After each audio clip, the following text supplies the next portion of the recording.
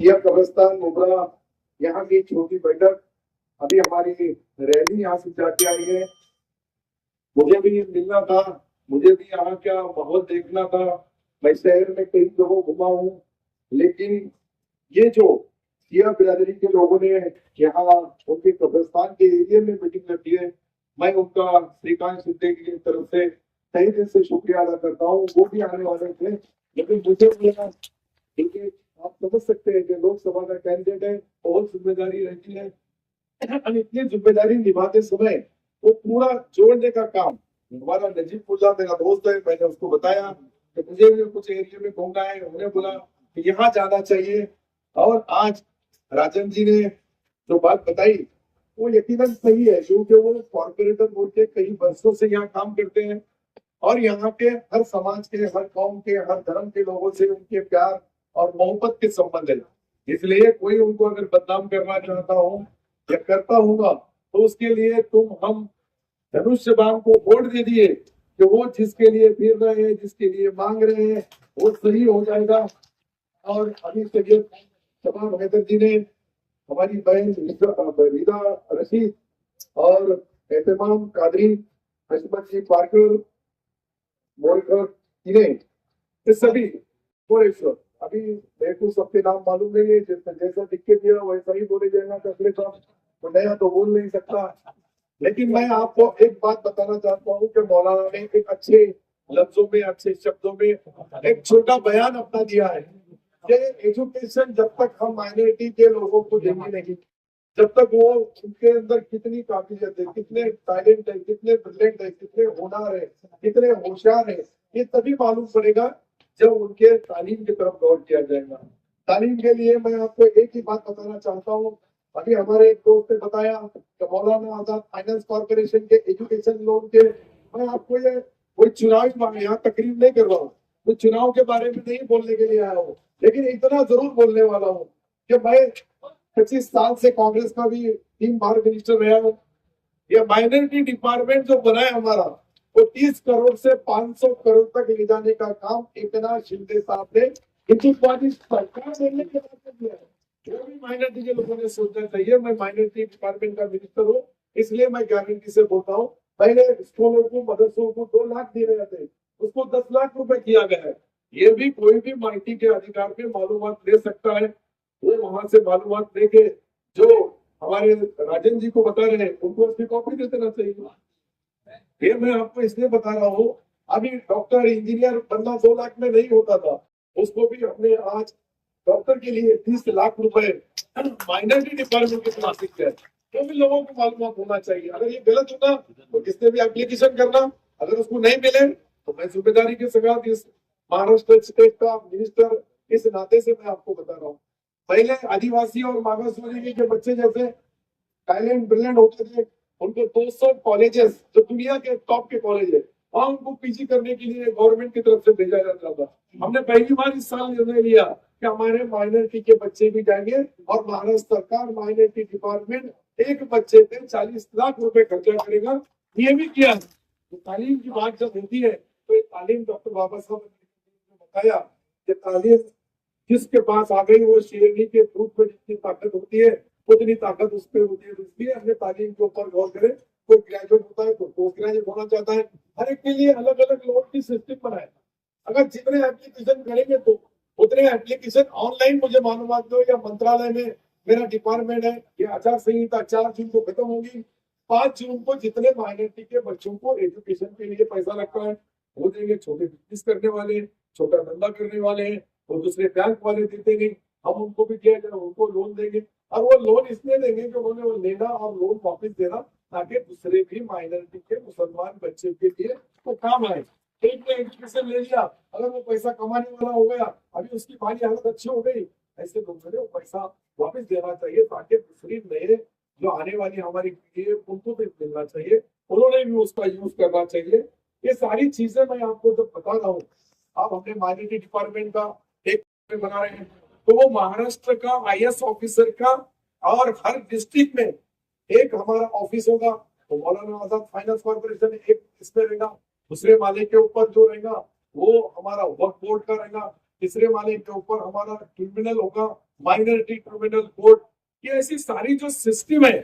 जो अलग अलग है उसको एक जगह लाया गया है, उसको एक छत के नीचे। मुंबई है, यहाँ मुंबई के अंदर जो हमारा कलेक्टर ऑफिस है, वहाँ कलेक्टर ऑफिस में माइनॉरिटी डिपार्टमेंट का ऑफिस रहेगा। और वो सारी चीजें एजुकेशन से लेके तो व्यापार बिजनेस तक, फाइनेंस करने से लेके, तो वहां से उसके बाजू में हमारे जो कब्रिस्तान है उनको वॉल कंपाउंड होना, कब्रिस्तान के अंदर अच्छा लाइट होना चाहिए, कब्रिस्तान के अंदर बाकी की जो फैसिलिटीज है जो दूसरे धर्म को, दूसरे जात को, दूसरे कौम के लोगों को मिलते हैं, वो हमारे माइनॉरिटी के लोगों को, चाहे सिया का होगा, सूटी का होगा या और कोई भी होगा, तो कोई भी देना चाहिए। तो सब हमारे माइनॉरिटी के अंदर का एक पार्ट है।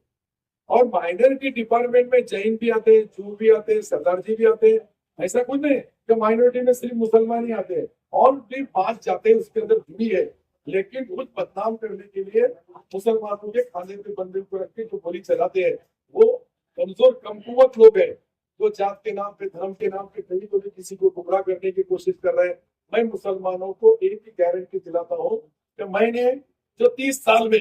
25 साल में कांग्रेस का विधायक रहा हूँ, मिनिस्टर रहा हूँ। मैं अभी 5 साल पहले ही शिवसेना कोई मेरी पार्टी नहीं थी, बस अशोक चौहान साहब के और मेरे झगड़े हो गए, वो भाजपा में चले गए, मैं शिवसेना में आ गया।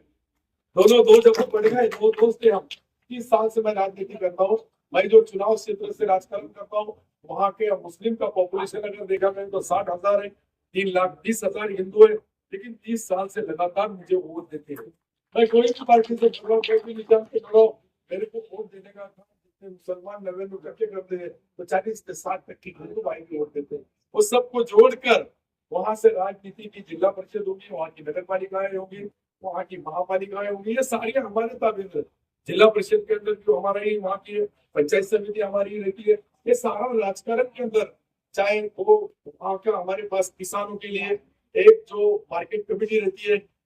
और विविध कार्यकारी सोसाइटी से लेके तो कारखानदारी तक, ये सारी चीजों में राजकारण करने के लिए मैं भी एक माइनॉरिटी का एक राजकारणी हूँ। मुझे भी कई लोग बदनाम करने की कोशिश करते हैं, लेकिन ये यहाँ जो भी बदनामी का सिलसिला चल रहा है वो कहीं ना कहीं रुकना चाहिए।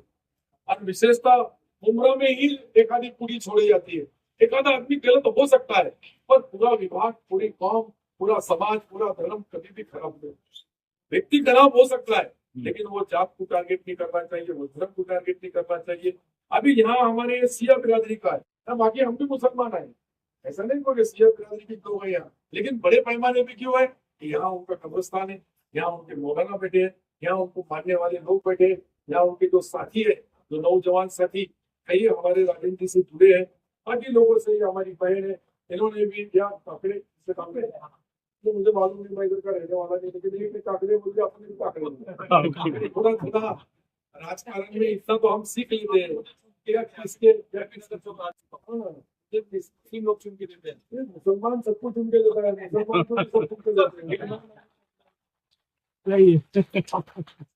इतना तो पहचान लेता हूँ मैं कि किसके पेट में क्या है, उसके भूख में क्या है, बटन दबाने वाले पोट में क्या है। डॉक्टर से कम नहीं रहता हूँ। आप 60 साल की उम्र होगी और 43 साल से मैं राजकारण में हूँ। मैं गांव का ग्राम पंचायत का आखिरी सरपंच, पहला नगर अध्यक्ष, और इतने पद मिले हैं कि कोई सोच नहीं सकता कि इतने पद तक एक आम आदमी पहुंच सकता हूँ।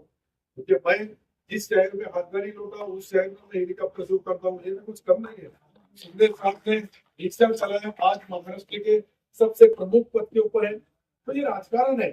अल्लाह ताला, ईश्वर भगवान, ये जिसको भी जो भी न्याय और वहां से लिख के फैसले आते हैं, हमारा काम है कोशिश करना, वहां से फैसला जरूर होता है। नीचे कितना कितने कुछ बोला, मैं तो कई लोगों को बताता हूँ कि मैं बेहद बेवजह हंसते रहता हूँ, आधे दुश्मनों को ऐसा ही मारते बड़ी बात नहीं है। एक आम आदमी भी इस तो राजकारण था, तो हमारे पास बाबूराव जी काले और इंदिरा गांधी के साथ राजकारण करते थे, इतनी बड़ी बड़ी फैमिली है हमारे पास। लेकिन एक आम आदमी को भी कहीं तो भी पहुंचाने का, उसकी सत्ता पे ले जाने का काम जब होता है, तो मुझे लगता है कि आज एकनाथ शिंदे साहब के वर्जन, उनका लड़का एक अच्छा उत्कृष्ट संसद पटु बोल के उसको सरकार ने नवाजा, उसको सरकार ने चुना, तो हमने भी अपना संसद में रहने वाला, लोकसभा के अंदर हमारी बात करने वाला, हमारे विभाग का, हमारे डिस्ट्रिक्ट का, हमारे महाराष्ट्र की विकास की बात जब जो करता है, तो उसके संगात रहना चाहिए। जो उम्मीदवार दोनों की अगर आपने तुलना की, दोनों के अगर मालूमात दिए, दोनों में अगर थोड़ा सोचे तो श्रीकांत शिंदे डॉक्टर का है, डॉक्टर ऐसा भी नहीं, नाम की डिग्री नहीं है, खुद एमडी है, और उन्होंने जो डिग्री ली है वो डिग्री में उनकी जो 15 साल की मेहनत है, अगर प्राइवेट प्रैक्टिस करते, बड़ा हॉस्पिटल खोलते तो इससे अच्छा चलता था, लेकिन उन्होंने उनके वालिद साहब की वजह से वो राजकारण में आए, और राजकारण में पूरे महाराष्ट्र के नौजवानों को एक नई संजीवनी देने का काम करते हैं। महाराष्ट्र में कई तमाम लोग हैं, वो उनको बड़ा, ये माइनॉरिटी डिपार्टमेंट का जब हम बजट बना रहे थे, जब मेरे संगात डॉक्टर श्रीकांत शिंदे थे, ये इन्होंने सारी चीजें बताई कि अपने डिपार्टमेंट का बजट कितना होता वो नहीं है, लेकिन हमारे मुस्लिम भाइयों को, हमारे माइनॉरिटी के लोगों को क्या जरूरत है, पीने का पानी अच्छा होना चाहिए, ड्रेनेज लाइन होना चाहिए, लाइट होना चाहिए, स्कूल अच्छा होना, स्कूल चलाने के लिए पैसा देना चाहिए, पैसा बढ़ा के देना चाहिए। ये 2 लाख के 10 लाख उन्होंने नहीं किया, मैं आपको बता रहा हूँ, क्योंकि जब एक चीफ मिनिस्टर का लड़का इस नाते से नहीं, वो हमारे शिवसेना का सांसद इस नाते से मुसलमानों से काफी जुड़े हुए थे, तो इसलिए उनकी प्रॉब्लम क्या है, उनकी समस्या क्या है, हिंदुओं को जो बिल्कुल हिंदू को देने में हमारी डिमांड कितनी रहती है, हमारी मांग कितनी रहती है, हमको होना क्या है, बहुत बड़ा नहीं, हमारा जितना वस्तु कर जाता है, मतलब जीएसटी जाती है, उसका अगर 10% भी मिल गया तो बहुत बड़ी बात है, क्योंकि पाँव के जूते से लेके तो सर के बाल तक जो तेल लगाते हैं उसको भी जीएसटी है, जो सुबह पे ब्रश करते हैं उसको भी जीएसटी लगती है, वही पैसा सरकार के पास आता है, और सरकार वो कोई देती है माइनॉरिटी को तो कोई उपकार नहीं है, वो उनका हक है, वो माइनॉरिटी को मिलना चाहिए, और हक हमें मिलना चाहिए। मैं जो बोल रहा हूँ, जितने लोग यहाँ जितनी सवेरे से शाम तक जरूरतमंद की चीजें लेते हैं, जरूरी चीजें लेते हैं, वो सब पे जीएसटी है, इसमें 18%, और मुसलमान को डबल जीएसटी भरता है, एक तो जीएसटी भी भरता है इधर, और हमारी जो धर्म का, हमारे जो पंथ का, हमारी जो जकात नाम की जो एक टैक्स है वो भी भरना पड़ता है, तो डबल भर के सिग्नल ही वापस देता है, ज्यादा नहीं। मैं कोई आपके साथ इसी से इसलिए बोल रहा हूँ, ये सच्चाई है, अगर ये गलत होगी तो कोई भी आदमी ने हमारे सामने रह के पकड़ के बोलना चाहिए कि टैक्स भरता है या नहीं भरता, सभी भरते हैं, अदानी अंबानी सिर्फ एक गट्ठा भर के भरते हैं, हम रोज एक मोटरसाइकिल को किक मारे तो 50 रुपए जाते हैं, मोटरसाइकिल के बगल तो कोई रहता नहीं, खाना भी पड़ता है, जो भी चाय पानी से लेके तो मटन चिकन तक सबके ऊपर 28% से 18% जीएसटी है।